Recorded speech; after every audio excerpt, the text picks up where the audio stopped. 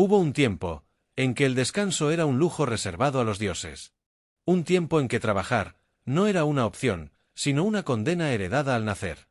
Y en ese mundo, el concepto de vacaciones, tal y como hoy lo conocemos, no existía. Nadie soñaba con ir a la playa. Nadie hacía maletas. Porque descansar era un privilegio que pocos podían permitirse. Pero, ¿cuándo cambió todo? ¿Quién encendió la chispa que convirtió el descanso en un derecho? Hoy vamos a descubrir el sorprendente origen de las vacaciones. Desde emperadores que huían del calor de Roma hasta obreros españoles que vieron por primera vez el mar en los años 60. Prepárate para un viaje en el tiempo. Porque las vacaciones también tienen historia. Aunque el término vacaciones es moderno, la idea de retirarse del bullicio, del trabajo y del calor es milenaria. En la antigua Roma, los emperadores huían del sofocante verano de la capital para refugiarse en villas junto al mar, como la famosa Villa Jovis de Tiberio en Capri. Los romanos adinerados construían domus de descanso en lugares como Baiae, un balneario de lujo que hoy yace en ruinas bajo el mar. Era el lugar donde el poder descansaba y conspiraba. Pero el pueblo trabajaba. Los esclavos, los artesanos, los soldados, no conocían el descanso vacacional. Su única pausa eran las fiestas religiosas, y aún así, siempre con trabajo de por medio. Con la Edad Media, el descanso dejó de ser placentero y se volvió espiritual. Los únicos viajes eran peregrinaciones. Caminos de fe, no de ocio. Caminar hacia el perdón, no hacia el placer. Pero en los siglos siguientes, algo comenzó a cambiar. Y el descanso, poco a poco, volvió a seducir a los poderosos. En la Italia del Renacimiento, surgió un concepto tan refinado como evocador, la villeggiatura. Las familias ricas de Venecia, hartas del bochorno urbano, preparaban un éxodo estival hacia el campo. Era todo un ritual. Las damas empaquetaban sus mejores sedas, sus abanicos bordados y hasta sus espejos de Murano. Los carruajes se llenaban de muebles, instrumentos musicales y hasta cocineros. Porque no se iban a veranear. Se iban a trasladar el lujo al paisaje. Una villa campestre con jardines, banquetes, máscaras y tertulias. El descanso, elevado a arte. Y no eran los únicos. En el siglo XVIII, la nobleza europea redescubrió el placer del viaje como símbolo de cultura y distinción. Nació así la moda del Grand Tour. Jóvenes aristócratas británicos recorrían Italia, Grecia y Francia como parte de su educación. Visitar Roma o Atenas no era turismo. Era una declaración de estatus. Y en España, los Borbones también siguieron la corriente. La reina Isabel II convirtió a San Sebastián en su refugio estival. Allí, junto al mar Cantábrico, la corte encontró una nueva forma de reinar, desde la orilla. Era el preludio de algo mucho más grande. Porque aún faltaba la chispa que democratizaría el descanso. El verdadero estallido de las vacaciones, tal y como las conocemos hoy, todavía estaba por llegar. Todo cambió con el tren. A mediados del siglo XIX, el ferrocarril unió ciudades, acortó distancias y abrió el camino a un nuevo fenómeno, el turismo burgués. El médico británico William Thomas Cook organizó los primeros viajes organizados para trabajadores. Y el concepto se popularizó. Ya no solo los nobles viajaban, también lo hacía la clase media. En España, a mediados del siglo XIX, comenzaron a surgir nuevos destinos que marcarían tendencia entre la aristocracia y la alta burguesía. Santander, Donostia, Cartagena, La Manga o la costa de Levante se convirtieron en escenarios privilegiados para tomar los baños. Y no era simple ocio. Era prescripción médica. Los doctores de la época recomendaban los baños de mar como remedio contra la melancolía, los nervios, e incluso la tuberculosis. Fue la reina Isabel II quien dio el primer gran impulso a esta moda. En 1846, visitó por primera vez Santander, y con ella llegó toda la corte. La ciudad creció, se construyó el balneario real, y el norte pasó a ser sinónimo de verano regio. Pero sería San Sebastián quien alcanzaría la cúspide del veraneo aristocrático gracias a la reina María Cristina de Habsburgo-Lorena, viuda de Alfonso XII. Ella eligió la ciudad como su refugio estival a finales del siglo XIX, buscando un clima suave y saludable para su hijo, el joven rey Alfonso XIII. Con ella, San Sebastián se transformó, se construyó el Palacio de Miramar, el Teatro Victoria Eugenia, y se llenaron las playas de sombrillas elegantes, carruajes, damas con sombreros de ala ancha y caballeros de bastón. El verano donostiarra nació así, al ritmo de valses, baños matinales y paseos junto al mar. Más tarde, Alfonso XIII consolidaría esa costumbre veraneando en el Palacio de la Magdalena, convertido en su residencia estival. En el otro extremo del país, la costa valenciana también se puso de moda, especialmente entre intelectuales y políticos de Madrid. El escritor Vicente Blasco Ibáñez solía refugiarse en la playa de la Malvarrosa y hablaba del mar como si fuese un bálsamo para el alma. Así nació una nueva geografía del descanso. Ya no era solo campo ni montaña. El mar, antes temido por supersticiones, se convirtió en templo de salud, de estatus y de moda. ¿Vacaciones? Todavía no exactamente.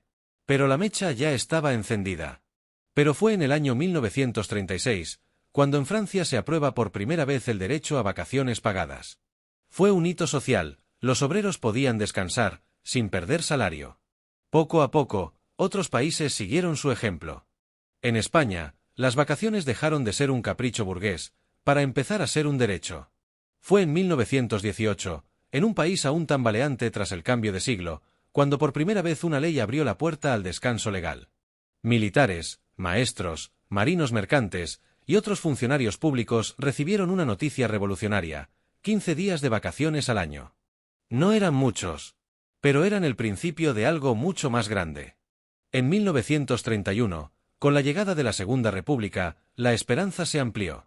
Una nueva ley del trabajo estableció, por primera vez, que todos los asalariados tenían derecho a una semana de vacaciones pagadas. Por fin, el descanso dejaba de ser cuestión de clase, y se convertía en una promesa de dignidad. Pero el sueño se interrumpió. Con la llegada de la dictadura franquista, en un país devastado por la guerra, las prioridades eran otras. Durante años, hablar de vacaciones sonaba a lujo imposible. No fue hasta los años 50, con la lenta recuperación económica y el impulso del turismo social, cuando el tema volvió a ponerse sobre la mesa. Y fue entonces cuando empezó una lucha silenciosa, pero tenaz. Los sindicatos, los movimientos obreros, miles de trabajadores anónimos reclamaron su derecho a descansar, a compartir verano con sus familias, a que el sudor tuviera, al menos, una pausa. Con el paso de las décadas, esa exigencia se consolidó. Y hoy, por ley, todo trabajador en España tiene derecho a 30 días naturales de vacaciones al año. Lo que comenzó como un privilegio, hoy es un derecho que nos recuerda algo esencial: que descansar también es una forma de justicia. Destinos como Benidorm, Torremolinos o Salou se convirtieron en símbolos del veraneo español. Y aquí un dato curioso: Benidorm fue el primer municipio de España en permitir el uso del bikini en la playa, en 1952. El alcalde, Pedro Zaragoza, se enfrentó al mismísimo régimen, pero sabía que sin bikini no había turistas. La costa se llenó de hoteles, chiringuitos y sombrillas. España descubrió el mar, y nunca más lo soltó. El mundo descansa, pero no todos lo hacen igual. En Irán, por ejemplo, el calendario se llena de pausas. Si sumamos las vacaciones pagadas y los festivos, un trabajador puede tener hasta 53 días al año para detenerse, respirar y vivir. Una rareza en un mundo que gira cada vez más deprisa. En China, el descanso se mide con precisión quirúrgica: 5 días al año. Ni uno más. El tiempo libre es casi un lujo. En gran parte de Sudamérica, la cifra ronda los 15 días. Suficiente para visitar a la familia, hacer una escapada, o simplemente desconectar. Y en Japón, el silencio pesa. Durante el primer año, los trabajadores tienen derecho a 10 días de vacaciones, que se incrementan hasta 20 días, si logran mantenerse en la misma empresa durante una década. Pero hay un problema. Muchos no se atreven a tomarlas, por miedo a romper la armonía, a parecer irresponsables o egoístas. En Japón, descansar puede ser visto como un acto de debilidad. Al otro lado del Pacífico, en Estados Unidos, la paradoja se vuelve cotidiana. La legislación no garantiza ni un solo día de vacaciones pagadas. Todo depende del acuerdo entre el empleado y la empresa. Y eso significa que 4 de cada 10 trabajadores estadounidenses no tienen vacaciones. Y los que sí las tienen, suelen disponer de apenas 10 días al año. 10. Y aún así, el país entero sueña con playas, autocaravanas y atardeceres en la Ruta 66. Porque aunque no se imponga, el cuerpo pide parar. Y mientras tanto, en España, cuando el calendario marca agosto, el país entero se detiene. Las calles se vacían, las oficinas cierran y las ciudades respiran distinto. Durante décadas, a este fenómeno se le llamó con cariño y algo de resignación: el mes de las persianas bajadas. Porque el descanso también tiene identidad. Y cada cultura escribe sus vacaciones a su manera. Hoy hablamos de vacaciones de verano, de escapadas rurales, de puentes y fines de semana largos. Pero también hablamos de sobrecarga turística, de contaminación, de alquileres vacacionales que expulsan a los vecinos. ¿Es el descanso de unos el estrés de otros? El turismo masivo ha cambiado el rostro de muchas ciudades: Barcelona, Palma, Málaga. Y sin embargo, seguimos soñando con viajar. Porque en el fondo, las vacaciones no son solo descanso. Son evasión. Son libertad. Son un pequeño grito que dice: hoy, el tiempo es mío. Así que la próxima vez que pongas un pie en la arena caliente o contemples la montaña desde una hamaca, recuerda, ese momento tiene siglos de historia. Desde los emperadores romanos hasta tu viaje al pueblo. Desde los baños termales hasta las escapadas low cost. Las vacaciones no nacieron con un clic en una app. Nacieron del deseo humano más antiguo de todos. Parar. Respirar. Y por un instante, simplemente vivir. Y cuando terminen, y créeme, terminarán. Antes de caer en la tentación de quejarte y de apuntarte a la famosa depresión postvacacional. Haz una pausa.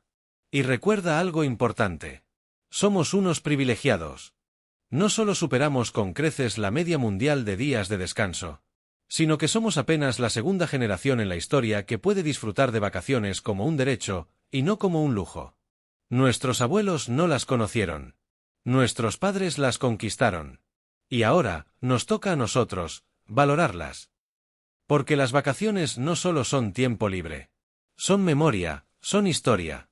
Y son, quizás, la mayor conquista silenciosa del siglo XX. ¿Te gustó esta historia? Suscríbete, dale like y comparte este vídeo. Porque cada historia tiene su descanso. Y este es el tuyo. ¡Hasta la próxima!